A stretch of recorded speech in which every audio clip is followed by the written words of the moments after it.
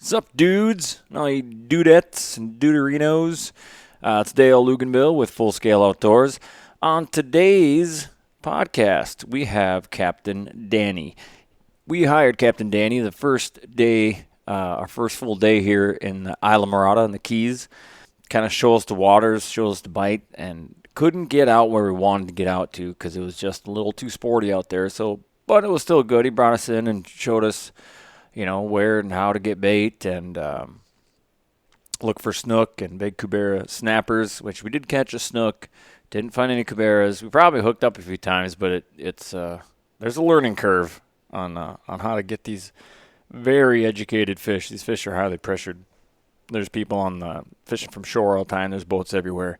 But Captain Danny kind of dialed us in. Took a little bit for us to get the hang of it, and it was a lot of fun. As we learned, a lot of this DIY stuff isn't as easy as you think it is.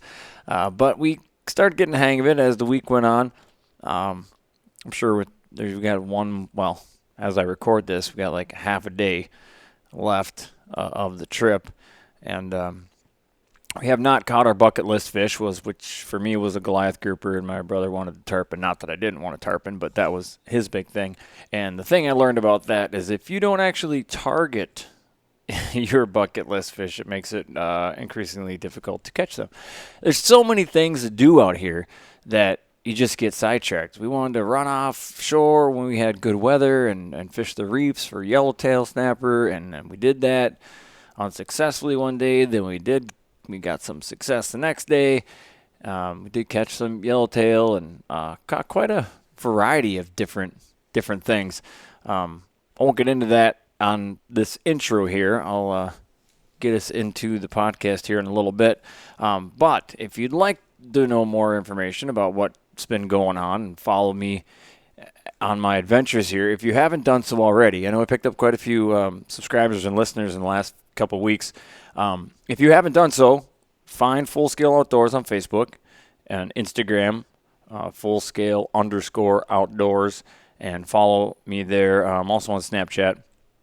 I'm trying to use that more, get more involved in that. There's an outdoors page, like a group page on Facebook too, that I want everybody to request to join that one. I think it's open, but I think you still have to request. I don't know how any of that crap works. Anyways, it's Full Scale Outdoors group, and I believe Full Scale is one word. And so get in there, and you can post your pictures and get some conversation started. And it doesn't have to be about the podcast, but definitely can be about the podcast. That's fine. You can just go in there. It's for everybody. So go in there, and it's just another way to talk about stuff that we love. Let's see. That's it. So if you do all that, you'll get all the updates of what I'm doing, when I'm doing, what, where, and the other thing. Because I don't always post everything I put on like Snapchat and Instagram. Doesn't necessarily go to my Facebook page. Because I try to keep the Facebook page more for booking guided trips and stuff like that. So also glad I brought it up.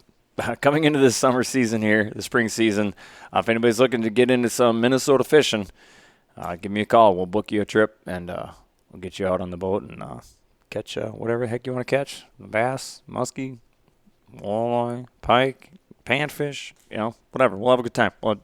So find me on Facebook and do all that stuff. So, all right, let's get to it. On today's podcast, here is Captain Danny on the Full Scale Outdoors podcast.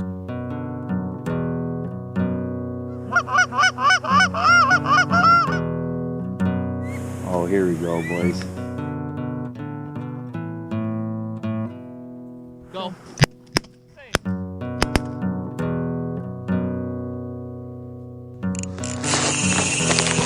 Ooh, I love that sound. This is a good one.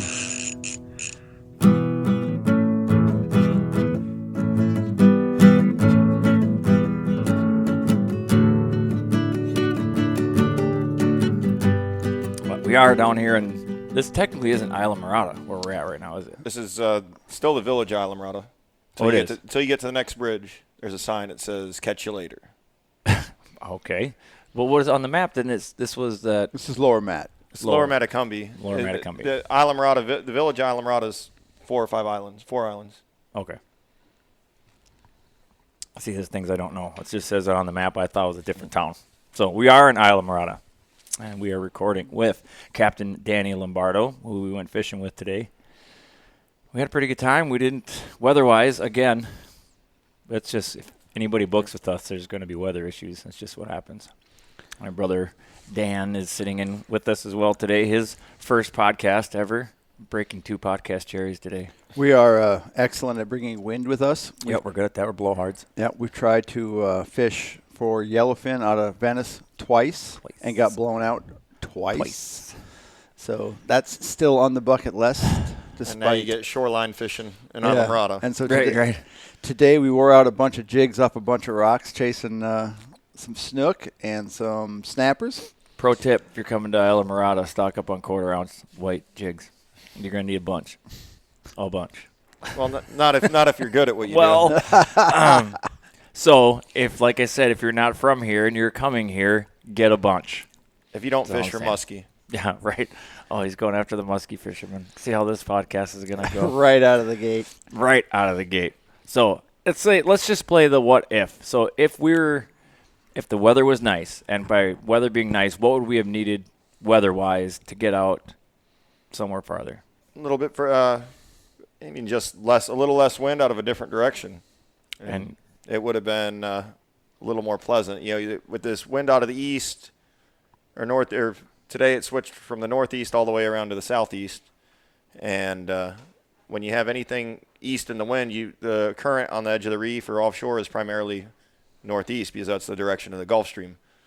So when the current goes into the wind, it tends to be a little more rough, and 10 to 15 knots out of one direction as opposed to another is going to be. That makes sense. So if you visualize the Gulf Stream as it hooks around the horn of Florida, it starts going back north. Right here, because the Keys run right where we're sitting is where they start to run east and west. And right, which kind of trips me out because even as we were fishing, I'd see the road. In my mind's thinking, that road takes you north eventually. But right here, no, it takes you east. So it's like east to west. So if you have an east wind and right here, and the Gulf Stream tends to get very close to land here, then you have the current into the wind, which creates a lot of rip. Which was that tailing condition that we were talking about this morning about possibly going to look for sailfish. Right. Which didn't happen because somebody apparently decided they wanted to fish today. Yeah, which would also be right in line with what normally happens for us. Yes, we have a golden opportunity that we're unable to take advantage of. Missed it by what is it, the commercial? By that much. You almost had it that time. Got to be quicker than that. Should have been here yesterday, and it's going to be much better tomorrow. We've been chasing bites our whole life. That's the story of our fishing career, as it were. So you mentioned earlier on the boat, you said you're a third generation. Yes, sir. Professional fisherman, right here and right in Islamorada, Bud and Mary's Marina for the most part. That's pretty cool. So growing up, what's it like growing up here on the island, with just new people coming in all the time? Well, when I was younger, it wasn't. It seems like a lot more people nowadays are coming to the Keys on vacation, especially in the past couple of years. Even though we had Hurricane Irma, which decimated a lot of islands up and down from Key West to all the way up to Key Largo, up to the mainland. But the Panhandle and the Carolinas have taken it a lot worse from the storms. I don't think there's as many people vacationing there, and we're getting the overflow of that. Also, people are kind of changing plans. Well, I mean, we have a very tough building code here. Most of these buildings aren't going to go anywhere during this. It's going to take a Category 5 storm to level a house here. Our biggest problem is flooding. That's good. And that's nice comfort if you're going to buy a house down here. In the Carolinas, there's not as much of, or North Florida, the Carolinas, and the Panhandle, Texas, all those beach towns there. They don't have as much of a code. There are a lot of stick, frame and plank houses. Yep, you're actually not wrong about that. Just as you say it, driving around Carolinas, that is exactly what you see. Yeah, well, and in the Panhandle too, you'll still see some of the old slab houses, which are almost completely gone now out of the Keys. Everything's built up on a stilt because of the flooding issue, and they don't have that. I think really what draws people down here is the Keys are just, to me, very unique in that you've got the palm trees, you've got the Gulf on one side, the Atlantic on the other. You feel as if you're on a Caribbean island, but everybody speaks English. You can still use U.S. dollars, and you don't need a passport. That's right. And it's a very different field than even Savannah or, if you go farther up into the Carolinas, the Outer Banks, great fisheries, completely different field. There's such a variety here. You can catch probably 50 or 60 different species of fish in one day if you really, and I think Field and Stream years ago did an article where they came down here for a weekend and wanted to see how many different species of fish they could catch. I think it was 3 or 4 days, and they caught over 100 and something. I don't remember the exact number. That sounds fun. As I was getting dirty looks from my brother when we were just that last spot, and I just started putting shrimp on and catching the smaller. Oh, you mean you were just snapper. Feeding the fish? No, I was catching them, and it was fun. Didn't matter. They don't have to be huge. I'm not like Trenton where they have to be 500 pounds or they're not worth my time. Trust me, if he hadn't caught, did he actually bring a fish into the boat today? He caught a couple snapper. I think he put one in the fish box. He struggled today a little bit. Yeah, we lit him up real, like we had a very short bite window where it was like bing, bang, boom, and then. What I thought was interesting about that was not only was it a short window of time, which makes sense to me, they get so pressured, but it was also a very short stretch of shoreline. Every one of those fish came within a they're on 75 that same rock pile. foot of where you catch a lot of snappers, you're not going to catch a lot of snook. Yeah, I mean, unless it's a larger mangrove snapper or a larger cubera snapper that's living on that shoreline. If you notice where those snappers were, that's all you were getting was snapper bites. You finally started to pick up on the difference of the bites. And, that's the smaller snappers aren't going to swim around in front of a snook that can eat them. That's true. Makes Good sense. point. Yeah, that makes a lot of sense. Well, even that last spot when that barracuda showed up, those little ones that I had been catching every cast suddenly disappeared. And the yellowtail snappers on the edge of the reef will do the same thing. A shark or a barracuda shows up and they shut down. Yeah, well, it makes sense. Run away. You don't want that. But it's got to be, so like I said, this Airbnb that we're staying here, like the houses look the same, they smell the same. They've all, such a different existence growing up on the Keys, especially as a fishing guide. Like your dad was a guide, right? And then I assume your grandpa was a guide. My grandfather was a guide in all at Bud and Mary's. That's crazy. Did they do the same thing you're doing? A little bit of in, a little bit of off? No. Well, it was actually my grandfather was a backcountry guide, and my stepfather growing up, he was an offshore guy. I do a little bit. I'm a little bit different than anybody down here. I do a little bit of both, and I travel. I've been all over the world targeting blue marlin, bluefin tuna, sailfish, white marlin. From Bermuda all the way down to St. Martin, through the Panama Canal down to Costa Rica. And I'll take someone on their own boat, or, I have a couple different things worked out with, I have a boat that I lease in Costa Rica. I have a couple boats that I lease here to go offshore in. And, I do a lot of stuff on other people's boats, and just really the inshore thing on mine, which I only do about 75 days a year on my skiff, and that's for tarpon and snook. And that's what we were looking at today, a lot of snook. We didn't really target the tarpon yet. It's a little early, although we may go out yet tonight and see what we can do. What else we got to do? That's really a broad range of skills. So fishing offshore, for those who are maybe just getting into saltwater fishing offshore and fishing inshore are completely different approaches, different tackle, different techniques, different knots, different. Well, that's one thing we learned down here in the Keys growing up. There's such a variety of different fish here and a variety of different fish, and you just fishing down here in general, not even professionally. If you grow up down here and you fish down here, you learn more as say you would in the Carolinas or North Florida or even Miami. You got the Gulf mixing with the Atlantic Ocean right here. You got the bridges. You got tons of different types of fishing, and our day-to-day chartering, when I was working as a mate as a kid, if something didn't work, we tried something different. And normally you go on a charter anywhere north of Miami, for the most part, you're fishing for one thing and one thing only, and if they don't bite, then what would that be? What keeps them busy up there? I mean, it's mostly sailfish. When we went in Fort Lauderdale, sails. Yeah, sails sails and kings, and you're getting occasional hunting accident of a dolphin or a tuna. Or Hunting accident. But Well, you can catch, if you go out far enough in off Hilton Head in South Carolina, you can get dolphin up there in the summer. Yeah. In the summer. Like Wahoo are there now. Dolphin are coming. You'll even get some blackfin tuna will come through there. And tarpon even. Tarpon, allegedly. Tarpon come up in June. I've seen them. They have so far eluded my grasp. Have you caught a cobia up there yet? I have. Like actually fit in the boat, landed? We chose not to land it Oh. because it was right before it was the season before they actually shut it down. It was a big female, and Aw, first so thing I nice did. of you. The first thing I told Trent to grab was the gaff, and then I changed my mind. And then while he was messing around trying to get the net, and I was holding her at the boat, then the leader finally just frayed So through. no pictures. No, we have a video Oh, of yeah. it actually coming across. That was a good fish. That was a really good fish. How big do you think it was? That's a good question. If I had to guess from where she was on the side of the boat, 45, 46, somewhere in there. pounds or inches? Inches, length. Lost one 2 days ago. I was probably around 60 pounds, about 30 feet from the boat. Nice. Well, we might have to explore that this week.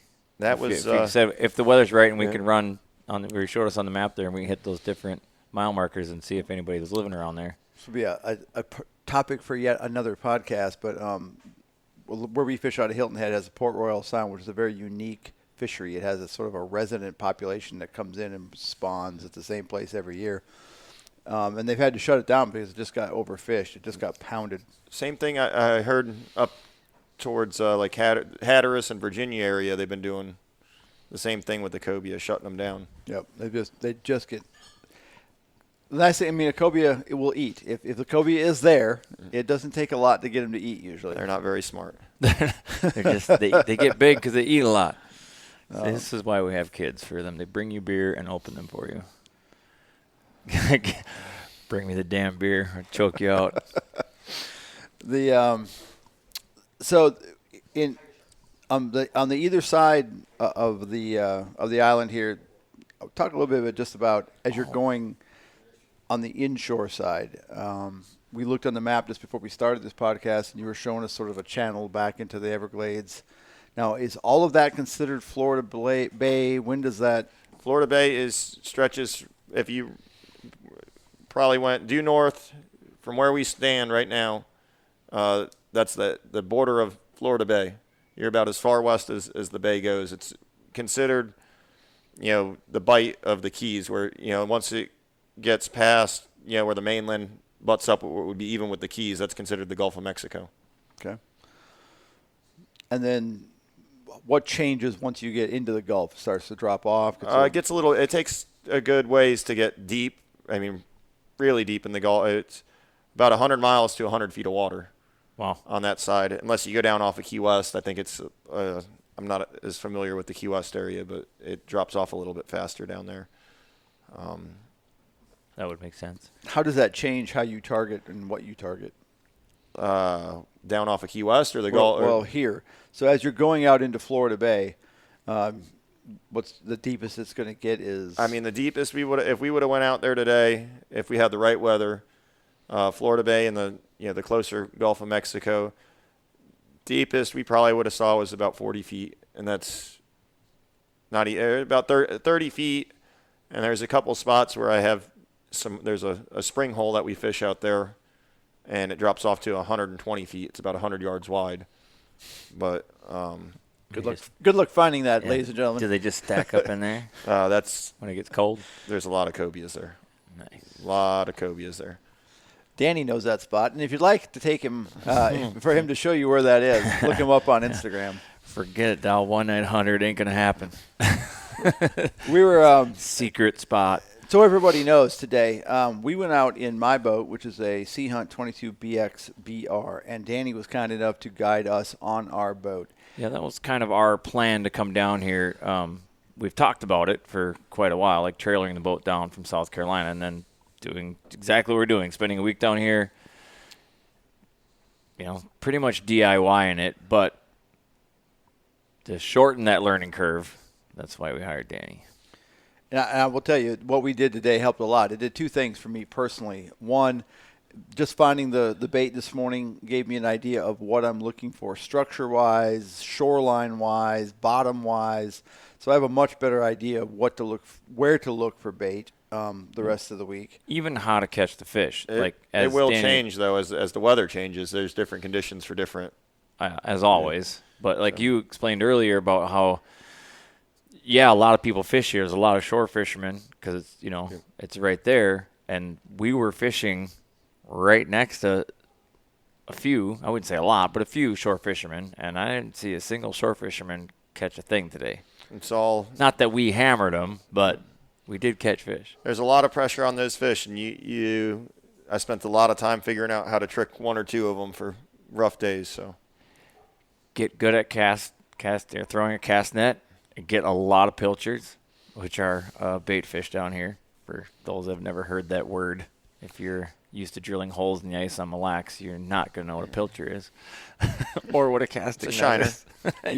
More of a shad. You will also not be used to worrying that the 500 pilchards you took with you are not going to be enough for the day. Right. Well, yeah, because you're throwing all the freebies. You're throwing them out to kind of fire them up, get them in the eating mode. See, maybe even just to get them. I could be wrong. I'm guessing here, just to show themselves. Is there a snook here? You caught that snook as I was throwing freebies. Yeah, right.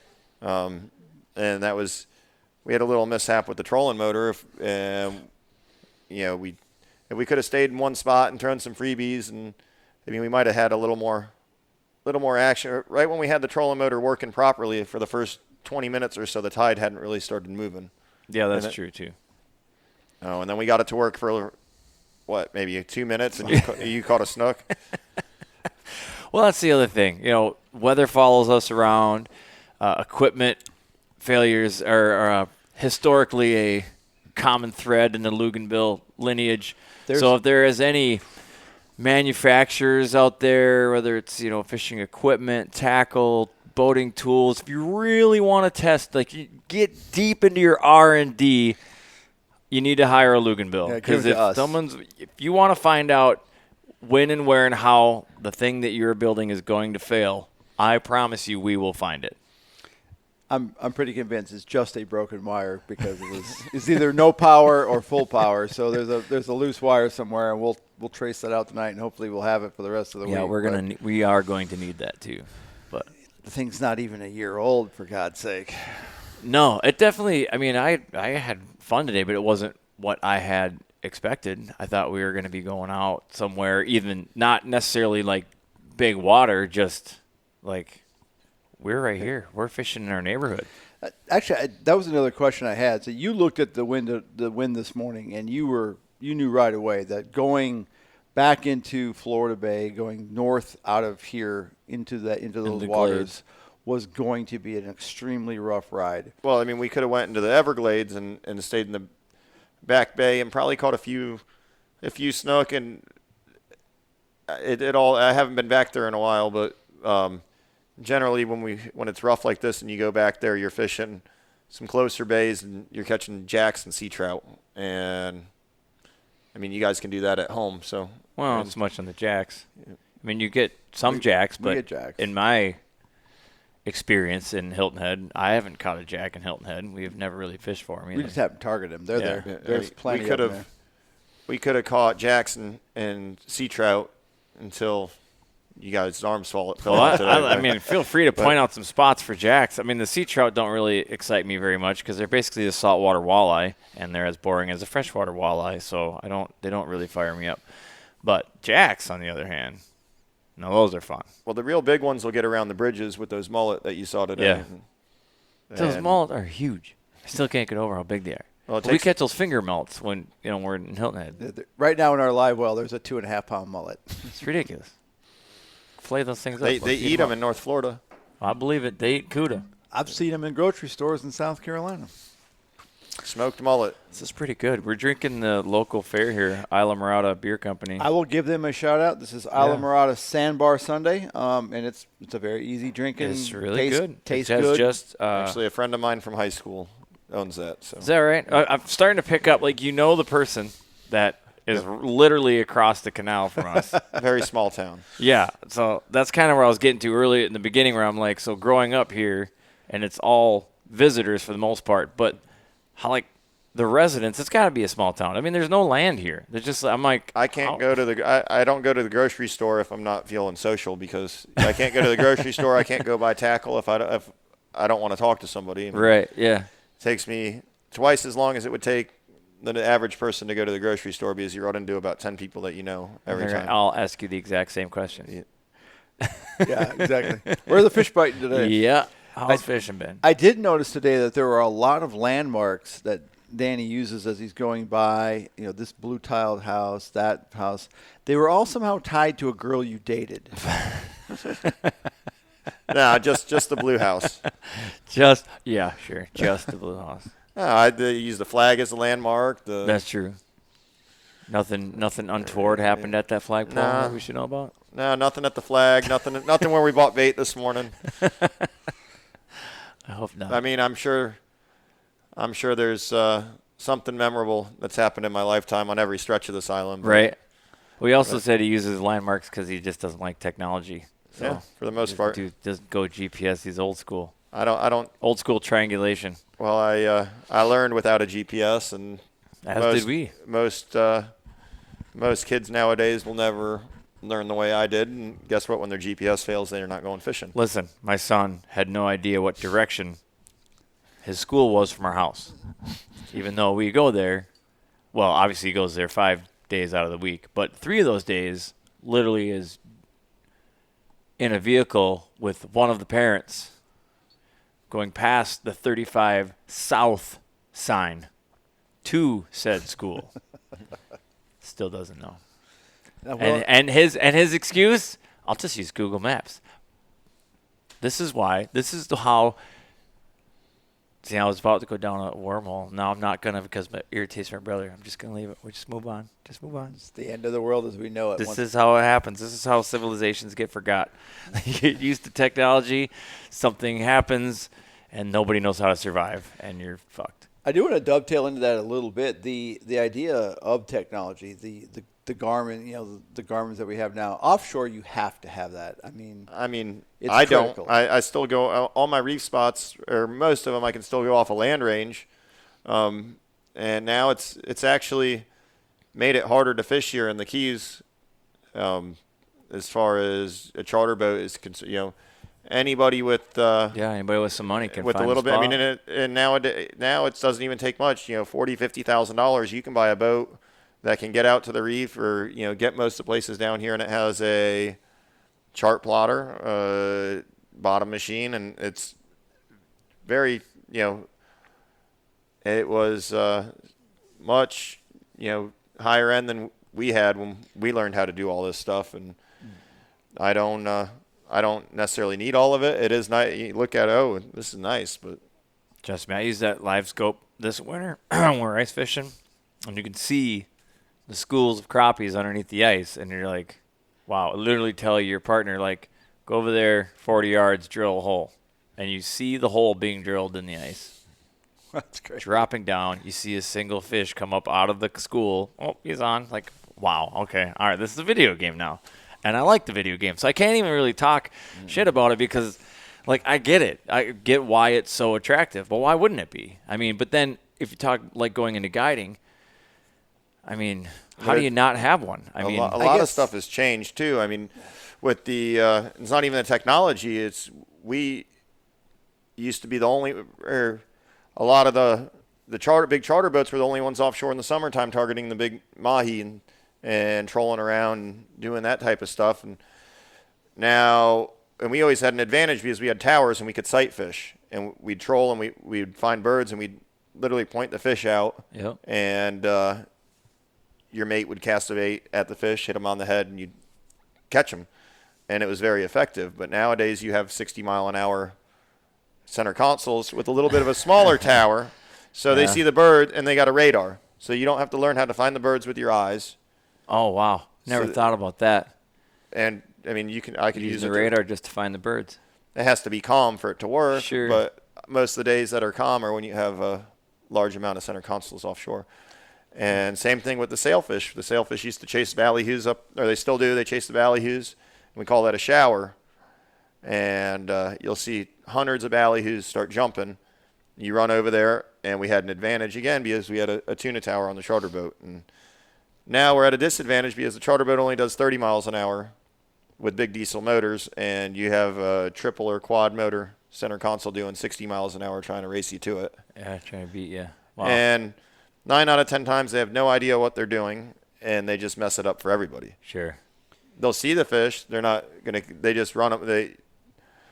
You run in there that fast, they don't like it. I suppose not. I mean, Even you run in there at 30 knots, they don't like it. Well, I mean, we were trying to be pretty stealthful today. I mean, we're fishing.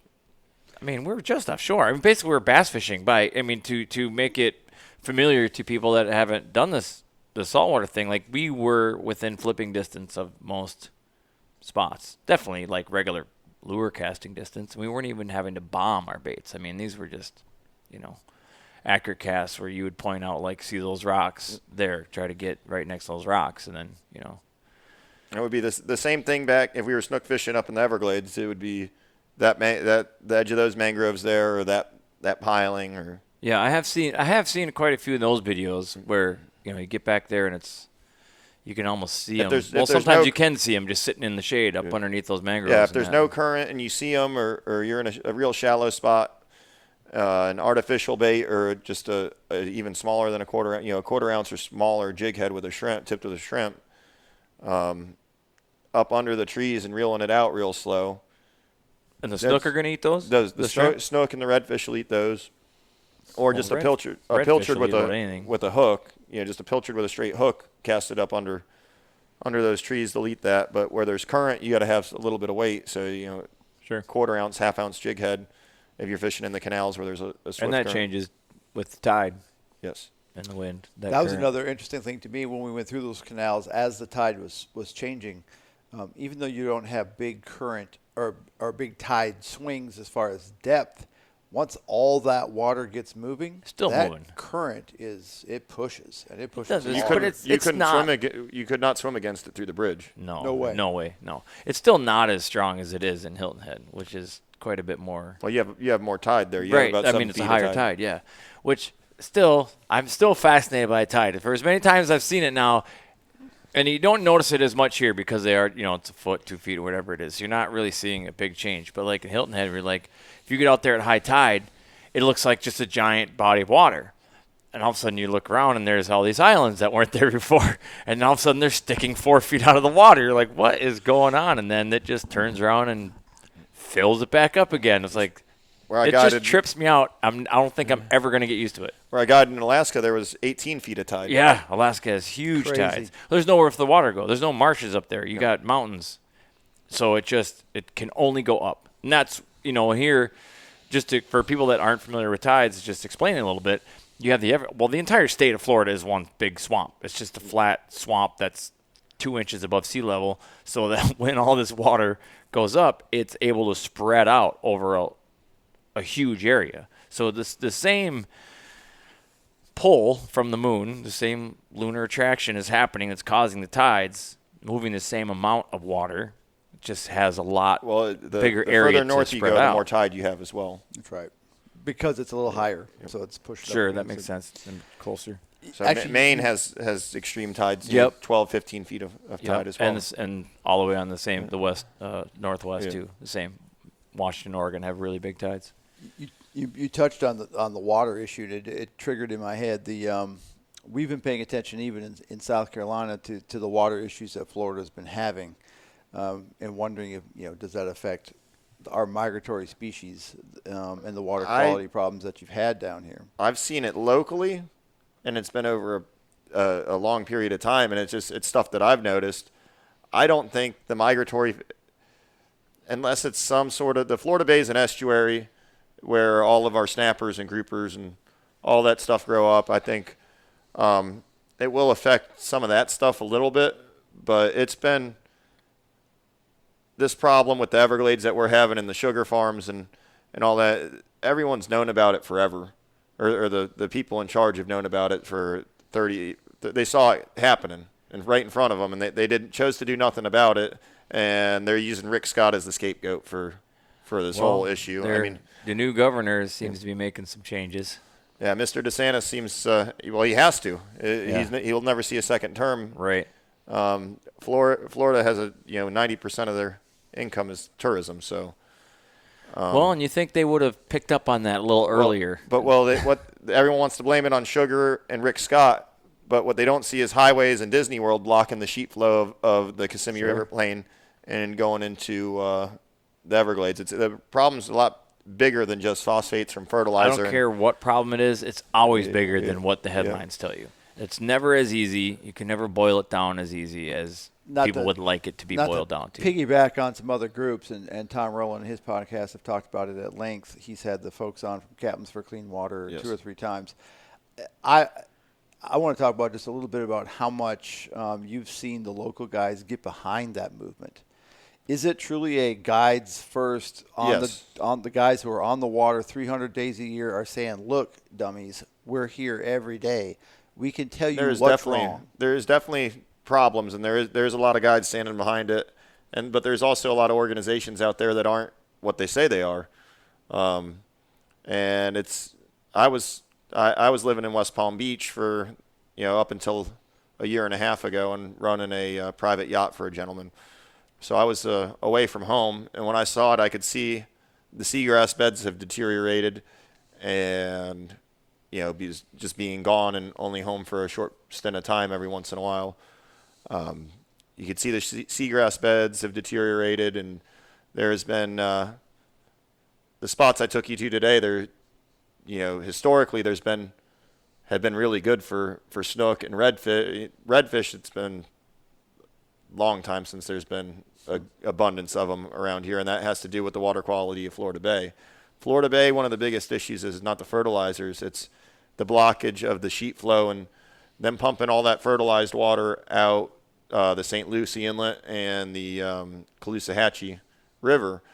So we're not getting the amount of fresh water we're supposed to is what's killing the seagrass in the Florida Bay. It's not enough water.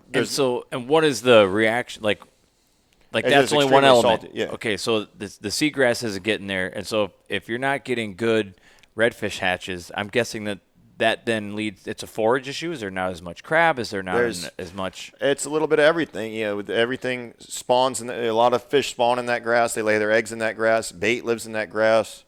So I bring that up because – and you're probably not familiar with this, but Mille Lacs has been a huge controversial topic back in Minnesota in the way the walleyes have been managed and the overall health of that lake. And now we have invasive species in there like zebra mussels, and there's spiny water fleas. And like you said, there's never any one – it's a bigger issue than any headline ever talks about.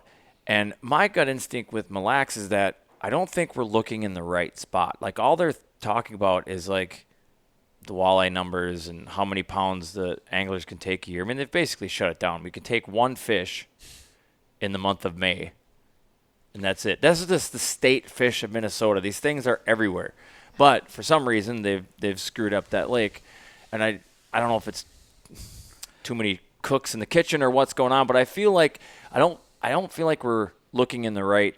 Well, two things. I don't think we're looking in the right direction, and we're definitely not listening to the right people. When it comes to game and fish laws, politicians need to keep their hands out of that pot. That needs to come from real-life marine biologists, fisheries biologists, well, it's not even stick to science. But they're taking a marine biologist that sits in an office all day and looks at data.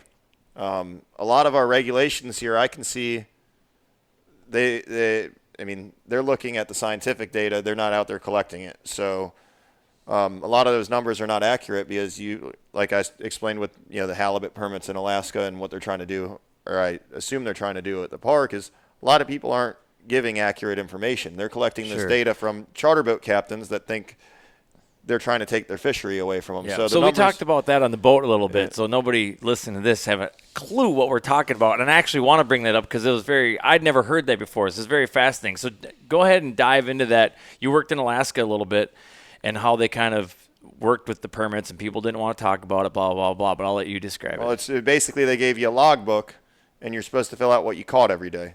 And the people that didn't fill out their logbooks didn't get halibut permits. The halibut permits were issued for free if you filled out your logbook. But the people didn't want to do it because they thought the government was, Big Brother was watching. So like, well, I ain't going to do that. And they didn't. They and thought, so they're tracking where they're fishing. And right. So now they weren't getting the information. So the government was like, all right, in the chess game, they're like, we'll move this pawn over here. Now you're not getting a license if you don't fill out your logbook. And like, son of a bitch, now I got to fill out a logbook if you want a permit, even though they're free.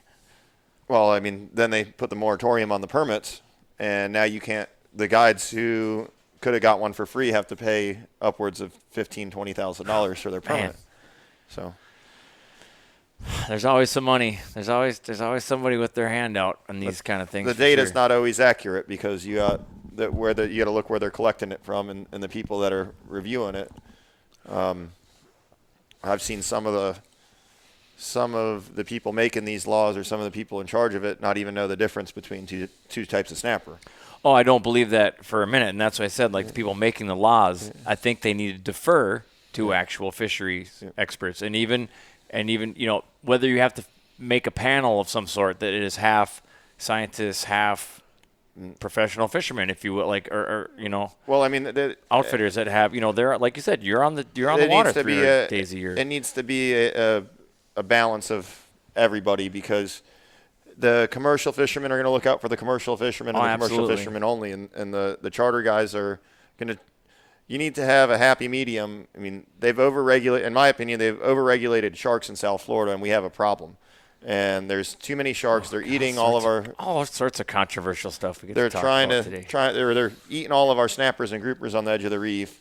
We don't see the stingrays that we used to. I think the sharks are eating the stingrays.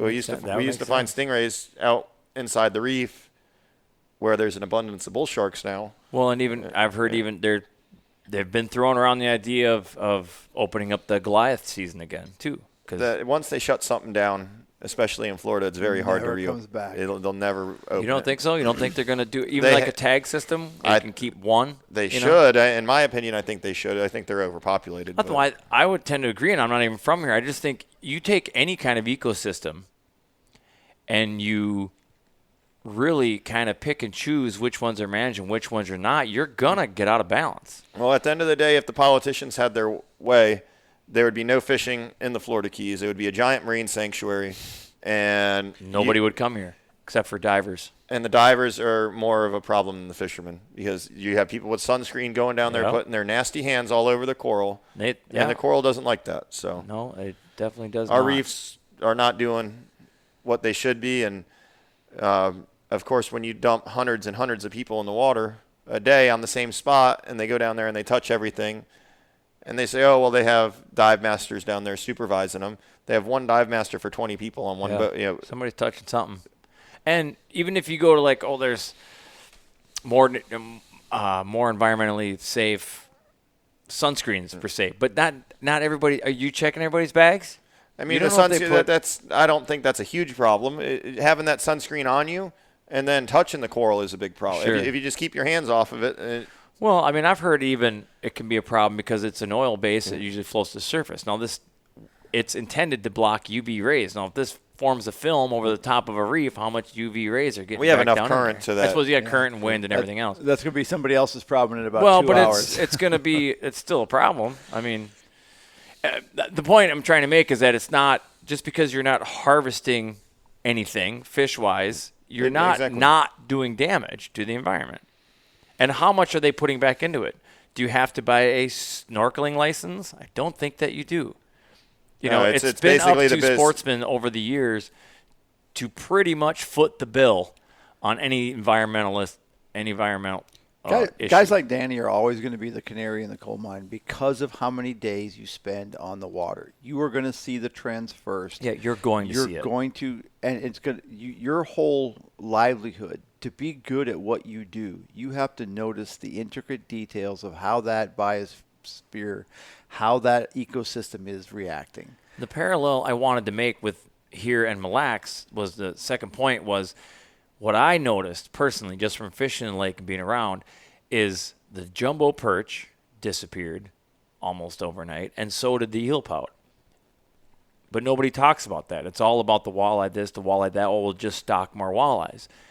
I feel like the eel pout and maybe the perch are like the canary in the coal mine. Like, maybe we're not looking in the right spot. Let's figure out what happened to the eel pout. We might get to the core problem of the entire ecosystem of this lake, which is like you were saying here, you're not seeing the stingrays anymore. Do we have too many sharks?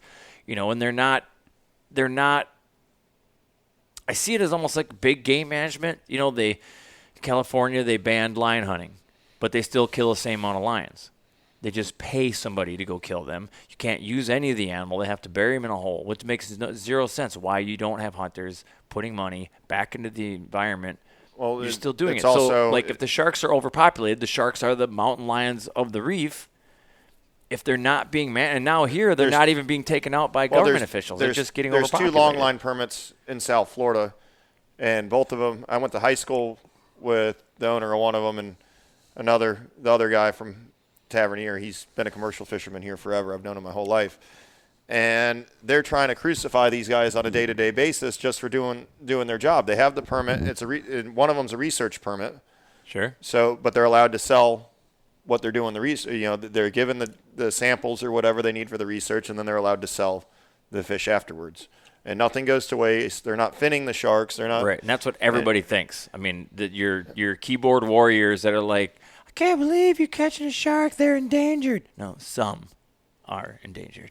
There's no shortage of any of them around here. I would say down here, I don't know what shark would be considered endangered. That's what I said in some places, because it's just like elephants are endangered as a whole, but there are places in Africa where they literally have too many of them. So you can't just wholesale say no hunting of elephants, or you're fucking somebody somewhere. And there's more long line permits throughout the East Coast for those sharks. I mean, not saying long lining is a good thing, but it's getting to a point that everything's so regulated that's the only thing to keep a balance a lot of places. And it's probably not enough, to be honest. Is there a market for shark meat? You see it in the restaurants up in Central and North Florida, shark bites, and then the big markets on the fins that go to Japan for shark fin soup.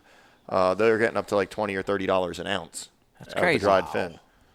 So. Just crazy. I mean, I've eaten shark. I've had. Not all sharks are created equal. Sharp nose. I mean, they're okay. It's not my favorite thing to eat. But they're high in mercury. One of the reasons not to eat them is that because they're an apex predator, they tend to be higher in mercury. So you don't want to be eating a lot of that. I mean, I don't really see I wouldn't eat a shark, but just because I don't think they taste good. That mercury doesn't bother me. I eat swordfish all the time. I'm probably eating swordfish 2 or 3 times a month. Do you do any swordfish trips? I do swordfish trips as well. I did one 2 days ago. I had a swordfish trip. Daytime or nighttime? Daytime. We can do it at nighttime as well. It's just way out for that. It's just you're out. It kills 2 days basically if you do it at nighttime, because you got to prep the day of. You're out all night and then you sleep all day the next day. So they're two very different trips. So the day sword trips, from what I can tell, everybody's using big electric reels because you're fishing at 1,200 feet of water. It's more like 16 or 17. Ain't nobody hand cranking that up. Well, we used to hand crank, and that's going back to technology. Now everyone, I don't think there's a lack of swordfish out there. I think they're being educated. When we first started daytime sword fishing 15, 16 years ago down here, it was as soon as the bait hit the bottom, you would get a bite almost every time.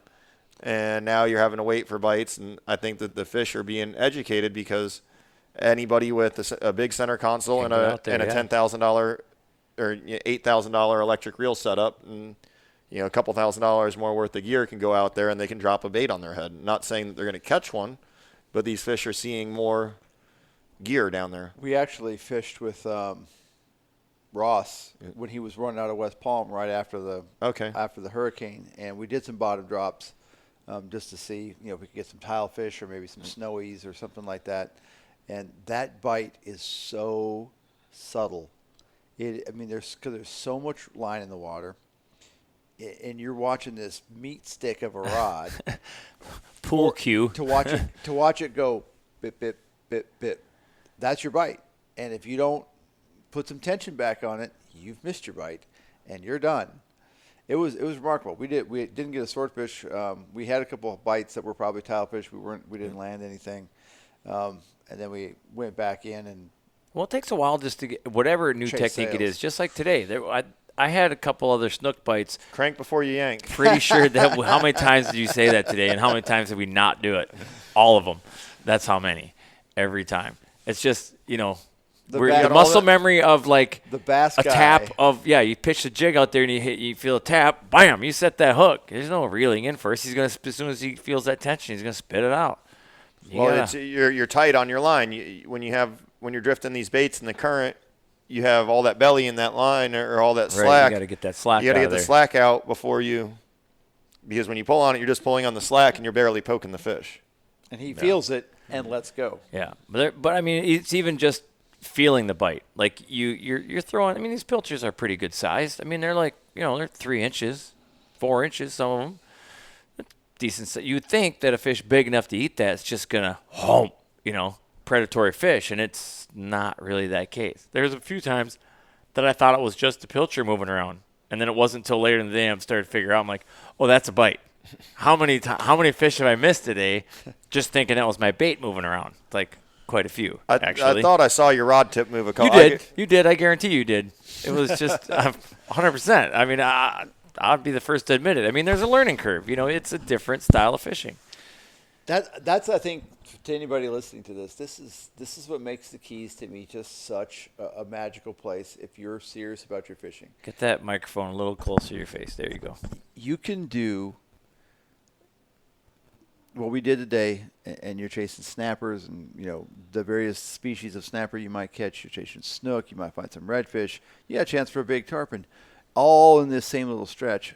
But it's a very different type of fishing than if you run offshore and you're sight fishing to sailfish. Well, you could do all of it. Dropping. I mean, if you just wanted to catch one snook and one tarpon and one sailfish, you could potentially do it all in one day. I mean, we could go pop a snook at the bridge and get some snappers for dinner there, and then run offshore and catch a sailfish if the weather was right. I'm in. Let's do it. And that's what makes this place so unique and so amazing. Well, and I'm like the guy. And we talked about this in the boat. I like to check species off my list of things I have, and I'm not like caught up on size. So if I catch a little 2-foot tarpon on here tonight, these little babies that are in this canal, tarpon's off my list. Do I still want to catch a 150-pounder? Absolutely. But tarpon, check. Got that one. So like today, I was really hoping we were gonna get a cubera snapper because I've never caught one of those. Like you probably had one. You probably had one eat your bait. I think I got hit a couple times. I came back with 2 heads. I saw one of you guys got rocked up. It was a good bite. That was probably a cubera snapper. A couple times we got each of us got. I got hit. Well, I saw one bite that was very. It was probably me. You can just say it. I saw a lot of missed fish today. Yeah, there was a lot of missed fish today. I don't remember who it was, but there was one bite in particular I saw. I think it might have been you, Dan. You got rocked. You had a fish get you in the rocks, but it was pulling some good drag. No, there was. I got hit. Yeah. It pulled drag for about zzz, and then I was in the rock. And that's when I said after that I need to tighten the drag down initially on that because there was other than grabbing the reel, I don't know why. Well, and I was trying to do that fine line of letting it drift. But not keeping too tight a line on there. But I think I was giving it too much drift. So then all of a sudden I would see like my line jump or something, and then I'd reel up to it, and then you're in the rocks already. It's like too late. They already brought you in there. Because where I was breaking off when I get snagged up was right at my knot, at the line to leader. Well, your knot is the weakest part of the line. Well, that makes sense too. Always. Well, we're using 30-pound leaders, so I mean I guess it would be. I want to circle back to kind of a little bit about your experience and how you came back to where you are and what you're doing today. You mentioned you might actually be going out with us Friday if the schedules match up with Ross. I don't. I lost my phone went over the side, so I know Ross had me booked for a bunch of days coming up here. And so that's a remarkable thing for anybody who's hasn't familiar with how things work here. So you'll have a boat. You'll have a captain who's driving the boat, and then you'll have a mate who's down there doing the rigging and the bait and throwing the cast net and helping the guests and all that. And the guy and just because you're the mate doesn't mean you're not just as capable of running that boat. It's just the way the jobs are doled out on that particular day. or who owns. I don't the need boat to be or the captain whatever. every day. The money's just as green as the mate, and I enjoy doing it just as much as the mate. It's as long as everyone works as a team and not against each other. I think I would enjoy it more, like the hands-on. You're rubbing shoulders with the actual clients. He's up there in the tower just driving. It depends.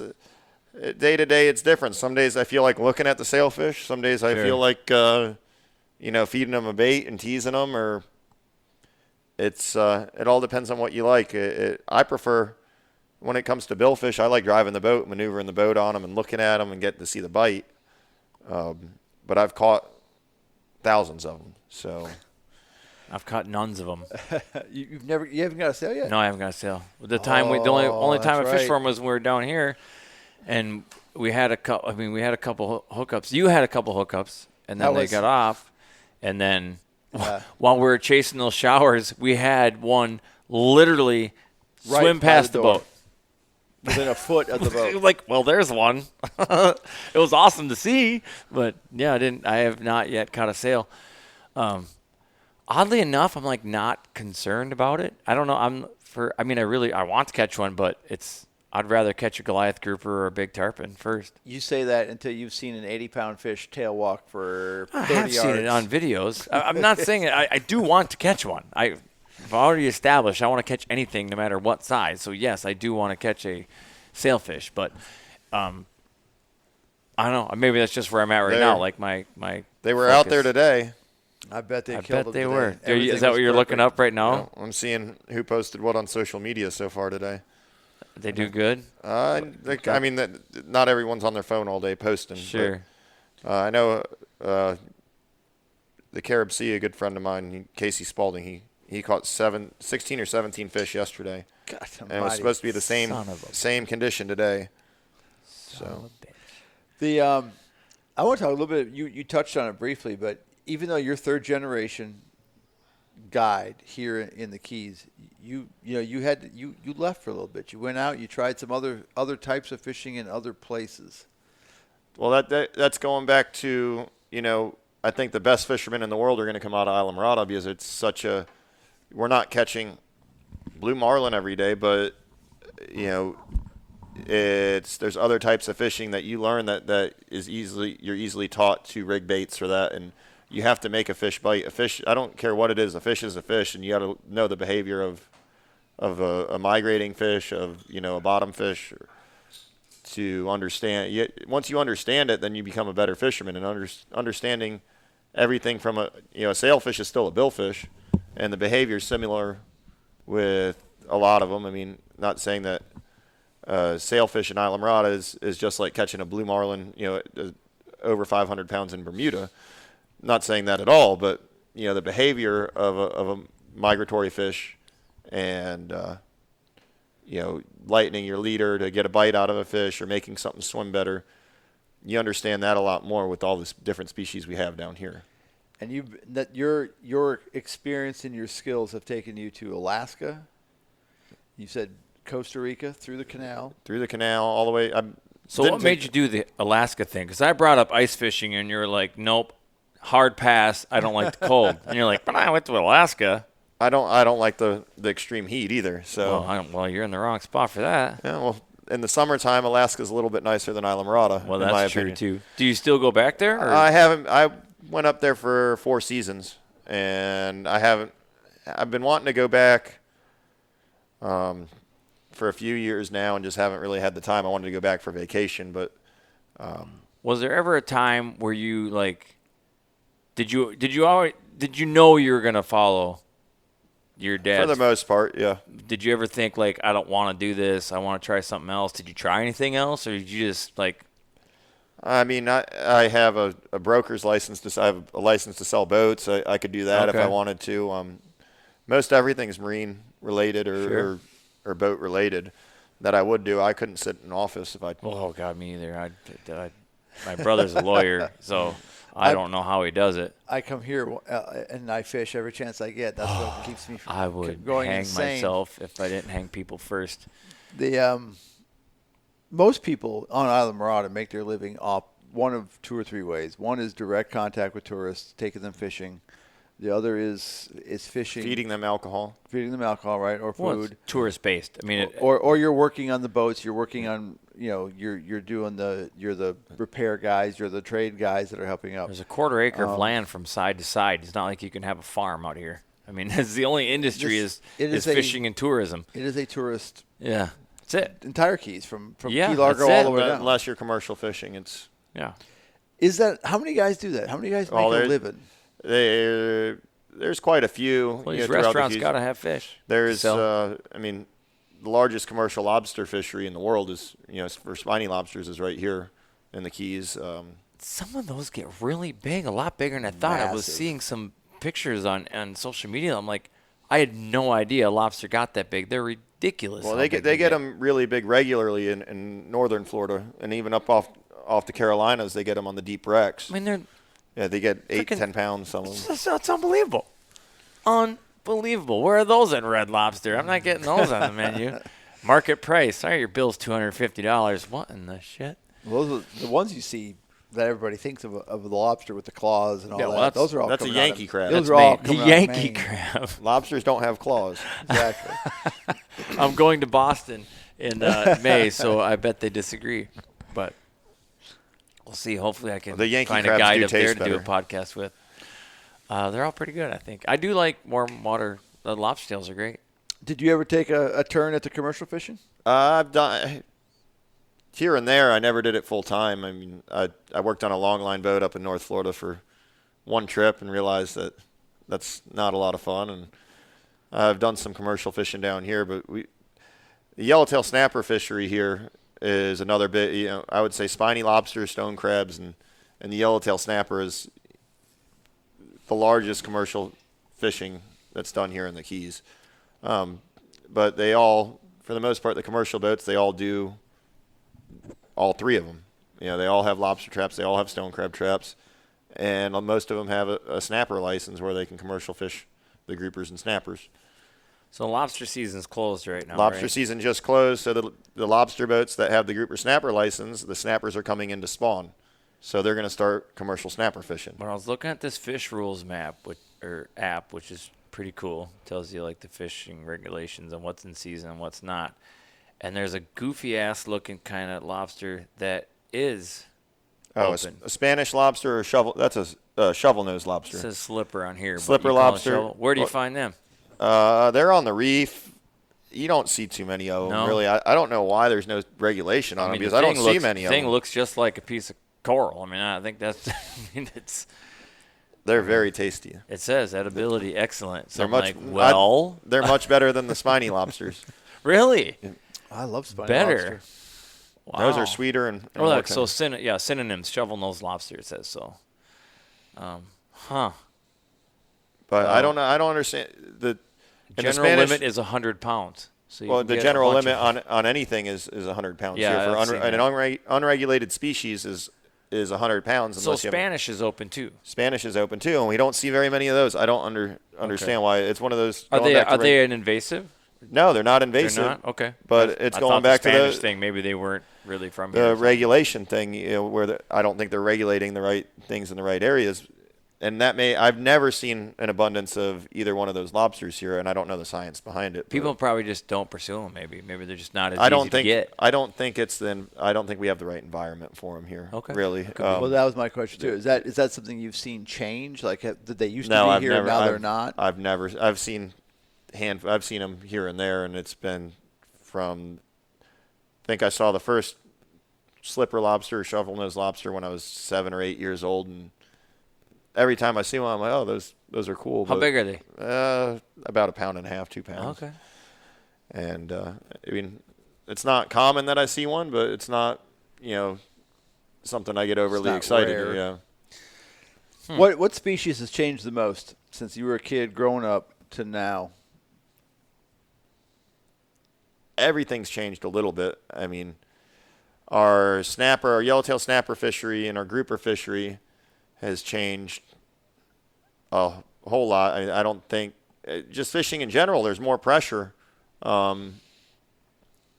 It's a lot easier for people that are unguided to come out here and actually they do catch some fish, or they will mess it up for others, or what I mean.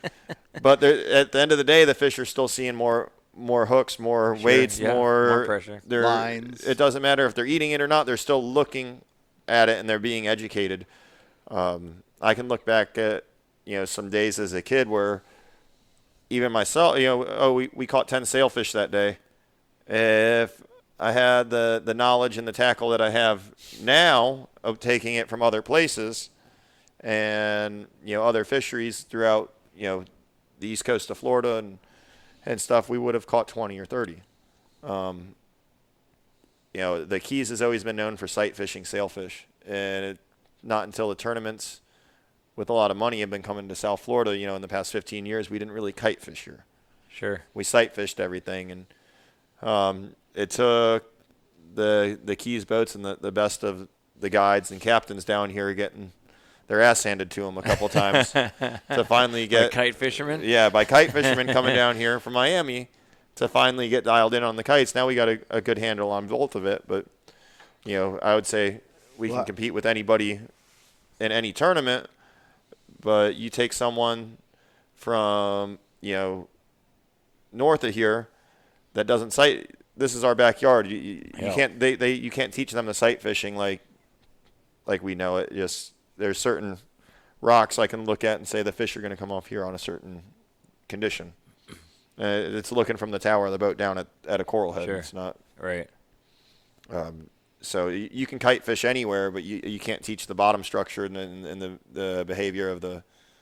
Some of the fish I think are resident fish, or not resident fish, but stick here all year and don't make the full migration, because I caught one the other day with 4 hooks, 4 leaders, Wow. 4 other leaders hanging out of its mouth.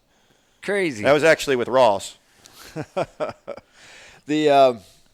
And for those of you who don't know who we're talking about, Ross Early is the captain of the Early Bird. He charters out of Bud and Mary's Marina here in Islamorada. He and I have a connection in that I used to work for his dad when he was a lawyer, and then he became a judge early. And so I've known Ross literally since high school. But Ross has always been fascinated with the outdoors, hunting and fishing, and I'm glad he found his path. And that's kind of why I'm curious about your path, because your path has taken you literally around the globe, but you're using what you caught here adapting to other I've applied places. what I've learned here over the course of a lifetime. I've applied it everywhere. What are the big differences between like fishing here for billfish here versus fishing billfish in Costa Rica?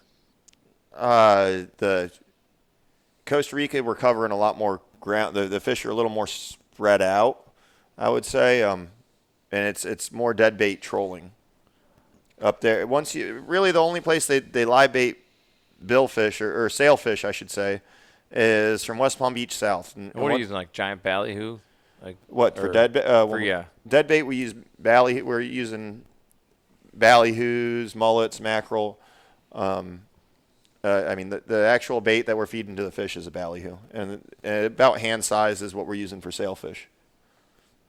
I would like to go to Costa Rica, but I want to catch a rooster.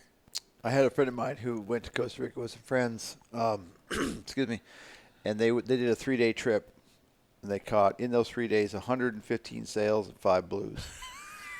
And my last trip down there wasn't quite as good as that, but I mean we caught I think 3 days we caught over almost 50 sails, 1 blue and 1 black. I mean He said on the third day they were there, the Sunday that they were there, like it was the last day they were out.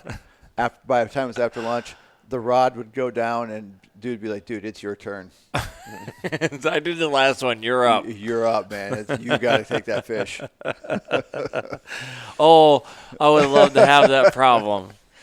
If I could only just complain about I caught too many sails today. I do think, and I do like the way Islamorada does it. The sight fishing to feeding sails and chasing more sprays. fun for me. I would rather catch That's a lot of fun. 4 or 5 sight fishing than 10. I mean, unless you're giving me real numbers, we're talking 20 fish or more. I'll take 4 or 5 over 10. Exactly. For me, that's cross board. Anytime somebody throws the word trolling in, my eyes glaze over and I start to lose interest real quick. But there is, when a trolling bite gets real good and you're trolling teasers around, you got daisy chains with no hooks in it, and you're teasing the fish. The colors on that fish when it comes up and you're pulling, I've heard and how mad just so bright that fish is when you're pulling that. I think that's why I like sight fishing so much, because you already see that color. Yeah, you see them fired up. You're looking at that before. You don't have to put a teaser in front of them. You don't have to put a bait in front of them to do that. They're already chasing the bait up and shallow, and they're already got that electric blue in their pec fins, and they already got the white diamond on their forehead. Form. I mean, that's just badass, where you tease them up with those, and then you got to put that fly right back in their face and get them to eat it. Like, that would be fun. Now, that I would be interested in doing. That would take some skill with the fly, but especially heavy flies are really difficult. But where do you see the Keys coming? What's next for the Keys? I do think that the availability of center console bay boats that have these top of the line electronics. It could go a couple different ways. I mean, they proposed something a few years ago that basically made all of Monroe County a marine sanctuary, and you could not fish it.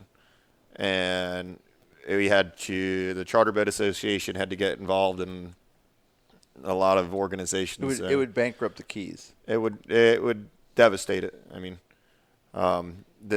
they sent out a thing to everyone with a charter license, and it was the proposal. Basically, it took the existing sanctuaries and spread them out. It stretched them to where it didn't give us any room to catch bait. It didn't give us any room to fish. What we did today would have been considered illegal. Wow. Crazy. We didn't go anywhere. Yeah. It would have been from shore all the way out to 3 miles, and with a very small. Well, and explain what they're doing. You don't even want to go back into the Everglades right now because you have to get a separate permit. I mean, go ahead and touch on that a little bit. The permit's always been 250, 300. I don't remember the exact number, but I think it was $300, somewhere around there, $275, and that's the park needs to make money for to be maintained and all that stuff, which is fine, but that was more of for the convenience. We paid that fee for the convenience of our customers to not have them have to, just like we have a blanket fishing license when you get on my boat. Your license covers the my anglers. License covers the anglers.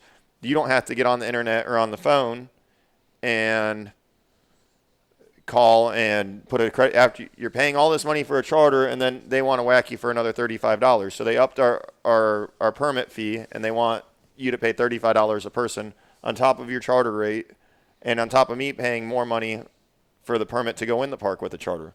Yeah, and what you were explaining earlier is that money is being used for infrastructure on land that we don't even use, that fishermen don't use. So, and it's, if you actually look at the rules and regulations, and I don't.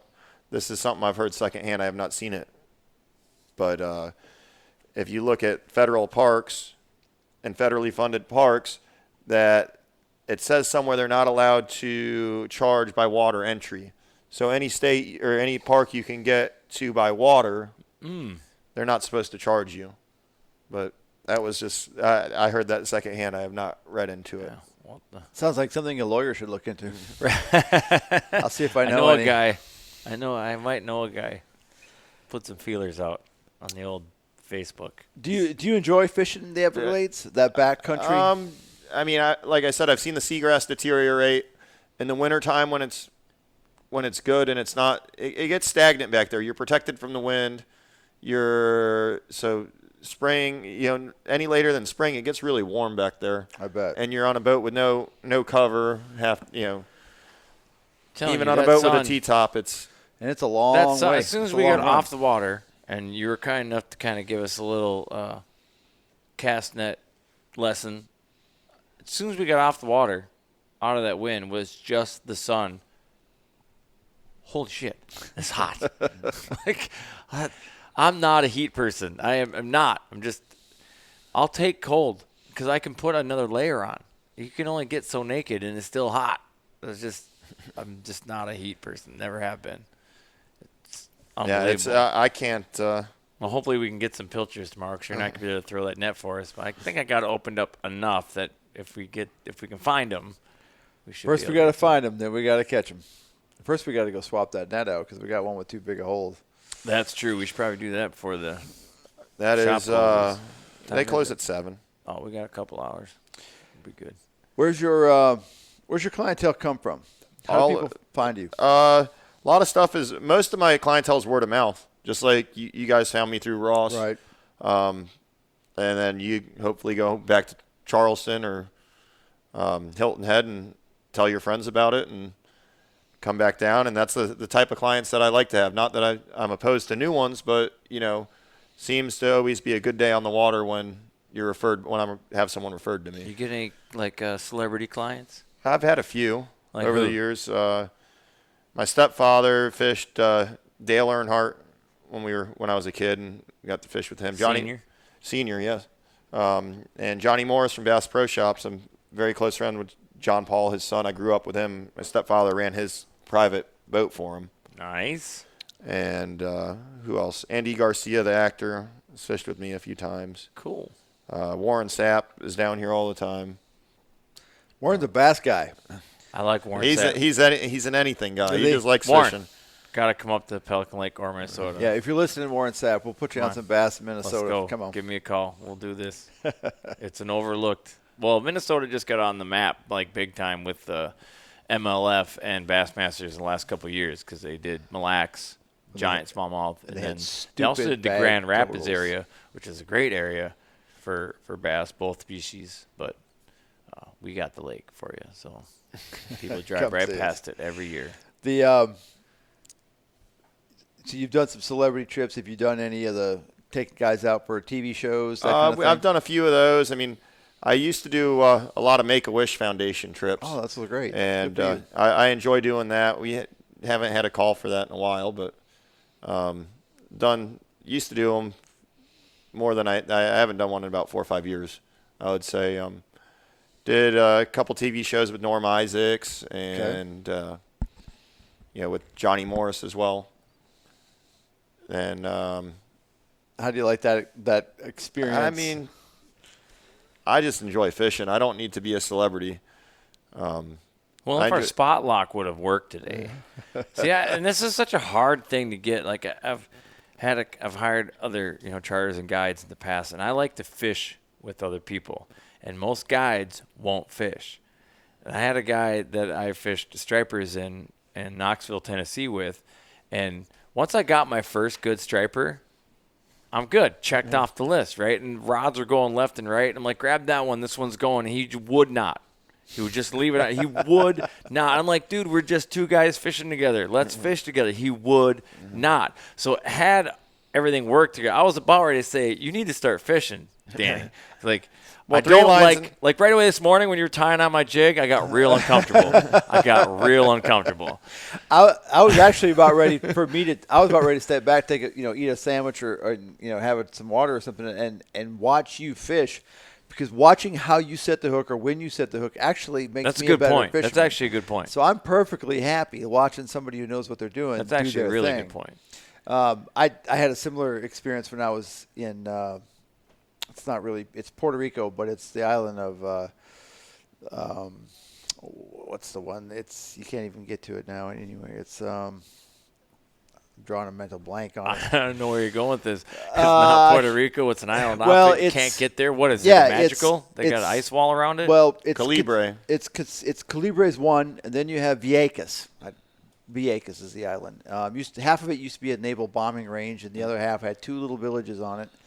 The Navy finally gave it back to them in the 90s, like late 90s, and now they're slowly opening it up. But there was 2 charter guys. One guy took you off into deep water, and one guy did backcountry.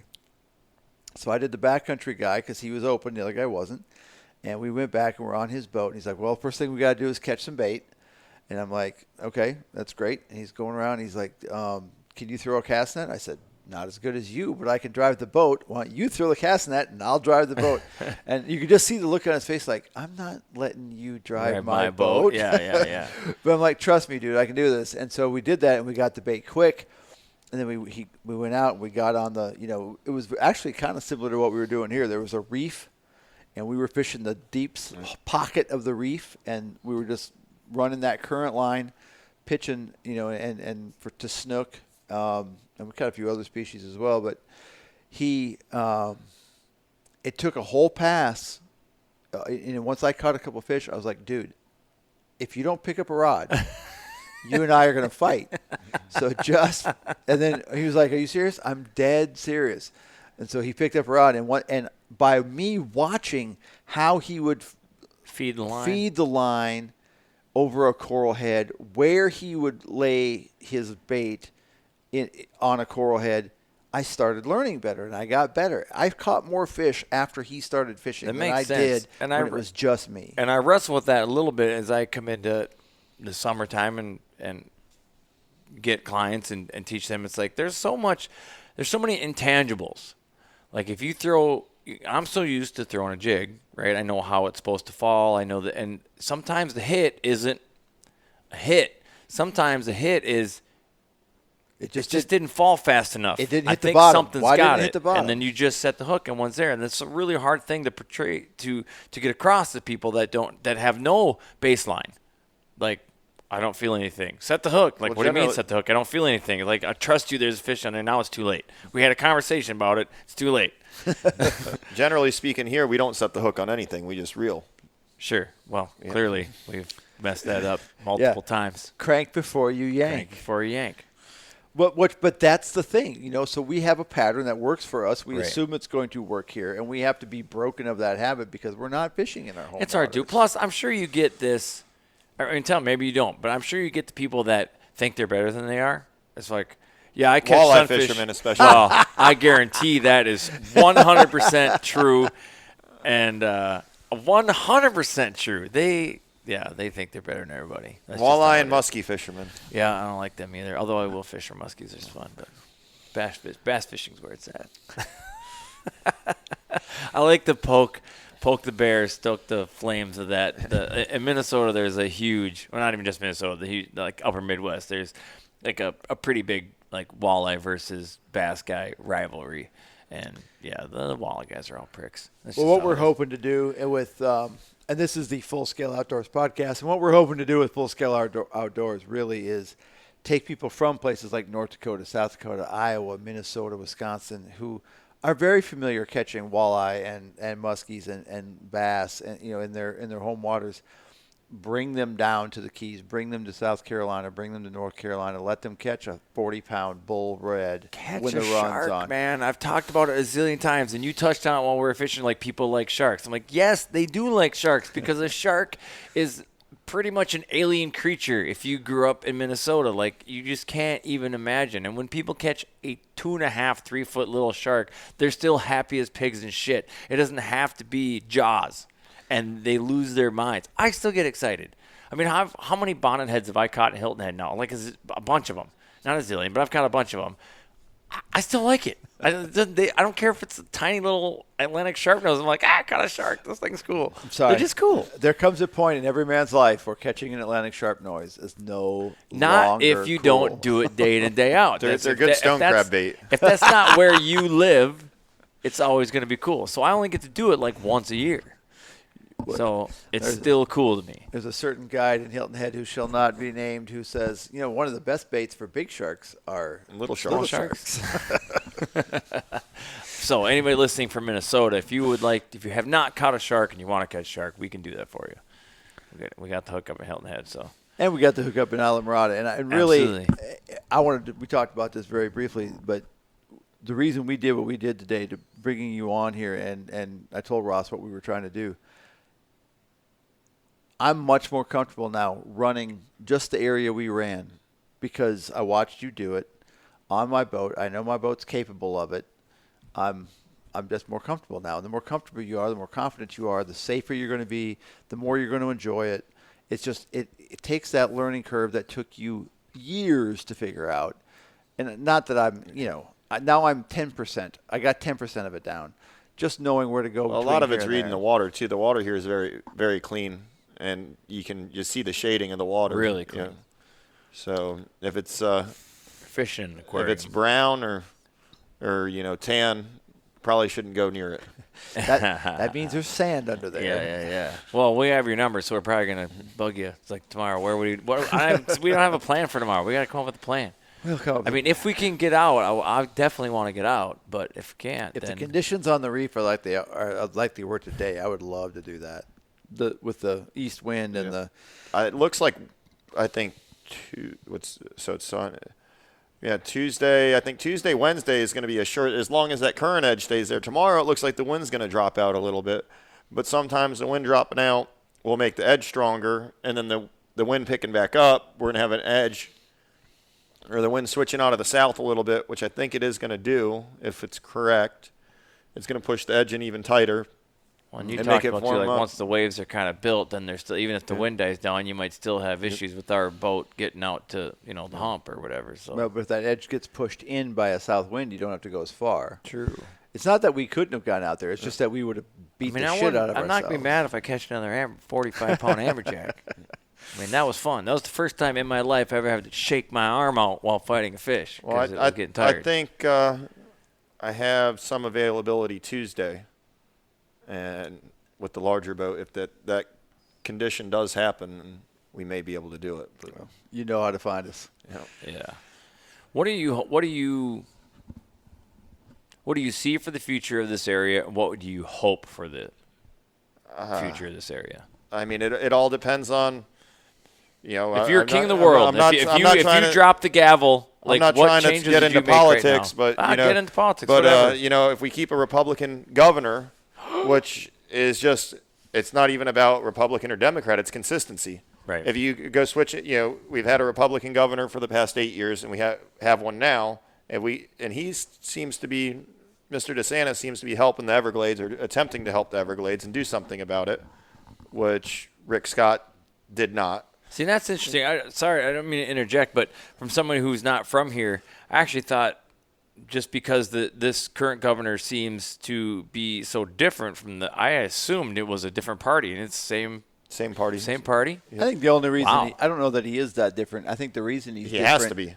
Well, yeah, because he now has to be. Too many people are pounding on his door. Captains for Clean Water and other people affiliated with them demonstrated in a very real way that they can bring money and votes to bear. And if you're not going to pay attention to this, then you're not going to get elected. You're not going to get reelected. You're going to have a problem politically. I mean, there's nothing worse for the tourist trade than dead tarpons washing up on manatees. The beach. You want to get people's attention? Show somebody a dead manatee. That will piss everybody off. You can keep sticking your head in the sand and do nothing, or you can stay in office. Something just needs to be done. I mean, those images, and I granted they're there to get your attention and to stir emotion, but red tide has been an issue here before the sugar farms, before anything. Oh, for sure. Red tide's existed forever, but has it gotten worse? Yes. And is it being influenced by something? Yes. Those videos when they were pumping that water at Okeechobee, it was like lime green. I've been to Lake Okeechobee. It's disgusting. I mean, come on, man. You got to know that's going to have an impact. But, I mean, their other solution was to release it south, and then it brings it to me. Sure. Sorry to say it, but I'm sorry to all my friends in Stewart and Jupiter and on the West Coast, but better you than me. East Coast. It pumps out the West Coast as well. Stewart's on the east. Stewart's on the East Coast, and then Caloosahatchee pumps out to the west. Like I said, better you than me, but it's. And there was I had a day when I was in Stewart. Actually, it was Fort Lucci. Port St. Lucie. Yeah. Man, I had gotten to a bluefish bite that was insane off that jetty right there. Insane. I went through like every lure in my box. They just destroyed everything. At some point in time, I thought I'm going to get sick of catching these, and I didn't. It wasn't until it was like well after dark, and I had almost hooked myself like 3 times. I'm like, now it's getting dangerous. There's no lights out here. I'm like, I need to just stop. But they were still biting. Like it was 5 hours of straight feeding frenzy. It was unbelievable. That's the beauty of saltwater. 3 to 5 pound bluefish. I mean, it was these things. You hit like love a Mack catching truck. junk, don't you? Dude, it was fun. It was fun. I had a smile on my face for days after that. You know what bluefish are good for? Fertilizer. Catching? Shark bait. Catching? Sharks. People were keeping them. When I got up there that day, so how it panned out. So I went there the day before, and I talked to the bait shop, and they're like, well, they're getting some bluefish up in Fort St. Lucie. I'm like, all right, we'll go up there. So I go up there, and I get there, and I'm talking to some guys, and, you know, everybody, they're kind of half-ass fishing. They're like, oh, when the sun hits the tops of trees, they'll start biting. Like, all right, sure as shit. I mean, the moment that sun touched the tallest palm tree, I started seeing people's rods go off, and then I caught a few of them. Like, oh, they fight good. I mean, it was fun. Fight good. I'm like, oh, I'm gonna get down here earlier because I noticed in the rocks there was all sorts of like little snappers and croakers and stuff, and I had a lighter rod. I'm like, I'm just gonna come down here and screw around and catch these little fish until the sun gets lower, and then I'll switch over to blues. So I get there, and as I'm walking down the jetty, they're not on the riverside, they're on the beach side, and people are already walking off the jetty with bags full of fish. Everybody's rod is, I'm like, what is going on? All those bait fish were corralled as tight to that rock as possible. Anything that dared stray got destroyed. You threw your lure out there, and I don't care what it was. Like, you literally could take a kitchen spoon, drill a hole in it, put a hook, throw it out there, and you would have caught a fish. As soon as something hit the water, like 3 to 5 of them bum rushed it. It was a legit feeding frenzy. It was awesome. I loved every second of it. We don't catch a lot of bluefish in Carolina. I catch a few. We always keep. Yeah, they're random. We get them up there very random, really randomly. random. And you only ever catch one. And never in a pack. But when we catch them, they're a great shark bait. And they're also good for bull reds in the fall. You throw that big oily chunk down on the bottom, and it doesn't take long. Something's chowed on. They are stinky, that's for sure. Yeah, but people were keeping them. I don't know if they smoke them or what they do with them. But I've had them say, they say you smoke kingfish and Spanish mackerel and stuff, and that's decent. And people told me, oh, it's just like mackerel. It's terrible. Is it something that you need to bleed out right away? I mean, would that help? I mean, not just throw it on ice, but literally bleed it out. Anything that's right oily or bloody, you need to bleed. Yeah, What's your favorite fish to eat? It depends. I mean, for like a white flaky fish, I like deep water snapper. You know, a queen snapper, a yellow eye snapper. The boring fish. The very rare and elusive American red snapper. Oh, that's because it's commercial lobbyists as opposed to recreational lobbyists. But yeah, those are pretty tasty, but we don't get a chance to harvest them so much. We talked about this on our drive down. Like and Minnesotans are famous for this. Like what they consider tasty fish are fish that don't taste like anything. Yeah. The firm, nice, white, flaky fish that all you taste is the batter or what you put into it. That's what they think is tasty. And I'm like, no, tuna's tasty. Salmon is tasty. Like, that has a flavor. This stuff doesn't taste like anything. The deep water snapper has a unique flavor. It's very sweet. Like mahi. Mahi is sweet. Mahi is great. I mean, mahi's not one of my favorites, but I do eat it from time to time. I would say for offshore white meat fish, I would do a wahoo or a triple tail.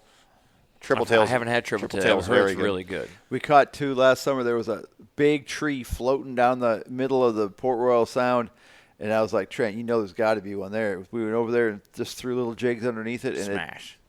They weren't big. I mean, they were dinner plate size. It's like you're saying the cobias. Like if you see a triple tail, generally they eat. From what I hear, I haven't caught one, but they generally do eat. They are aggressive as hell. What's your thing? A little jig and a shrimp? I use a live bait, or you can use a shrimp on just a plain circle hook. Yeah, or a live pilchard on a plain hook. Or will they take that big of a bait? Oh yeah, absolutely. Oh, okay. What we did was I took a. You seem to have kind of a small mouth, I thought, just by the picture. I had the small circle hook already rigged to a popping cork, and I took a piece of cut bait and cut it lengthwise so it had a little flutter to it, and flipped it out there, and then just snapped that popping cork back 2 or 3 times, and that thing went like that. And I did catch about a 14-inch cuda today. Forgot about That's right, that. you did catch the cuda. he was cute. I didn't even know there was a minimum length for cuda, but apparently there are.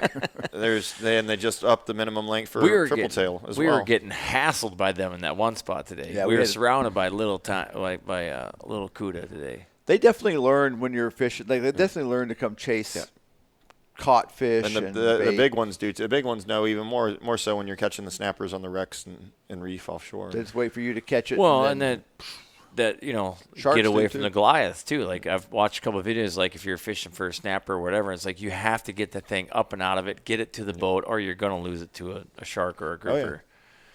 It's like that kind of stuff does not happen in Minnesota. Yeah, that's not something we have. Well, I have had a pike hit it. I have caught a muskie hitting. Did you get to do any exotic species when you were down in Costa Rica, or just the billfish? We did billfish. I caught some rooster fish down there, some big snook down there, snapper, big cubera snappers. Like how big down there do they get? 60, 80 pounds. You can catch them 60, 80 pounds here in August, September. Where do they hang out? On the reefs or out? inshore here? There's some wrecks out in 150 to 200 feet of water. That you go out. Yes, please. You got to do that on the full moon in July and August, early September. It's too hot. That's when they're here. But you got to do it at nighttime too. So Really? and you use live lobsters for bait, but you can't do that until August because the season doesn't Season's have not closed. I've heard lobster's good for Goliaths too. And they the FWC knows when that spawn is, Sure. and they're out there checking for people with lobsters in July. So Interesting. All right, we should probably cut you loose here, Captain Danny. Let everybody know where they can find you, how they can get a hold of you, all that good stuff. yeah, Instagram Captain Beanie, CAPT Beanie, like the hat, BEANIE, All one word. all one word, no underscores, none of that garbage. And Captain Danny Lombardo on Facebook. And Boy, I both haven't of them found have a you on link. Facebook. I'll have to do that. Both when of we them get have a here. link to my phone number and my website. Perfect. And Wait. for anybody listening to this, I highly recommend him. It was a great day today. We learned a lot. We had a good time. He definitely knows these waters. Anytime. I highly recommend getting, whether you're trying to DIY or you're going to, it might seem like a lot of money up front, but what you learn from hiring a guide, whether it's hunting or fishing, whatever it might be, it's worth it. It's worth every penny of it, especially if you trailer your boat down here. Like we're good. We have a baseline now that we can go off of. Like we wouldn't have figured out how to catch those fish I today. mean, I'm fortunate enough to have friends in the industry all over the place, and I haven't had to pay for it, but I do do some fishing and hunting elsewhere in my off season, and I'm doing alligator charters this year. Nice. And We're last going year to talk about that a little bit because I want that. And in Florida here? in Florida, last year I did it for the first time from a boat or by myself, and I was fortunate enough where my tags were. I had a friend that helped me out and kind of pointed me in the right direction. How much is that going to cost me? That's a two-man pricey. too. It's pricey in Florida. I know, like Louisiana's cheaper, but Florida is really spendy, isn't it? For a non-resident? Yeah, gator tag? well, you can't get an alligator. It's very difficult for a non-resident to get one. You can go in the lottery, but my tags cost a tenth of what your tags will cost. Yeah, and that's why there's such a market in the charters. To say I'd have to put all the expenses and everything together, but you kill an average a 10-foot alligator, it's going to cost you about $5,000. Huh? Do you eat 'em? I'm going caribou first before I do alligator for $5,000. I eat them. I'm a little burnt out on them. I got a whole bunch. I killed 10 alligators last year. So 10. $5,000. Good Lord, I think it's cheaper, and maybe we got to go to Louisiana. I know it's cheaper there. God knows they got a lot of them down there. They got a lot of tags there too. I mean, it's also if I can get the tag. It's still a lottery for me. I have a better chance of getting the tags than someone from out of state. Sure. But it's still. I may only get 2 tags this year. I may get 10 tags again. But I bought a lot of extras, and also the good areas. Someone who wants to kill. That's why I know if I get Lake Okeechobee tags, there's a good chance of me killing a 12-footer. And the larger the gator, the more people will pay. Oh, for sure. So if you want to kill a big alligator, you're going to pay more to it goes by the size. And I base my pricing off of, I haven't really advertised it much. I have it written down, but I just took an average of everybody else on the internet. Sure. And because I've been doing the gator hunting for about 4 or 5 years now. When does that take place? That's the second weekend in August until the last weekend in October, depending on the area or where the tags are. So, are you doing turkey hunting this spring? I'm going to try to do some turkey hunting. but it doesn't look like I'm going to have time. Come to Minnesota, catch a muskie, shoot a big whitetail, and you need to go ice fishing before you die. You just have I'm to. not You're going just ice gonna- fishing. Come on, man. I'll come kill a big Just whitetail. wear a but jacket. You don't think it's cold deer hunting? It's worth I it. got- If I shoot a big whitetail, then it's worth it. But we got big ones up there. He's not going to be impressed by your 1.25 pound bluegill. You'll be excited. He will not be excited. Well, 43-inch muskie or northern pike through the ice is pretty goddamn fun. I can say our big Lakers in Lake Superior. That's also. I mean, I haven't done that yet myself personally. It's always something I say every year, and then every year I don't do it.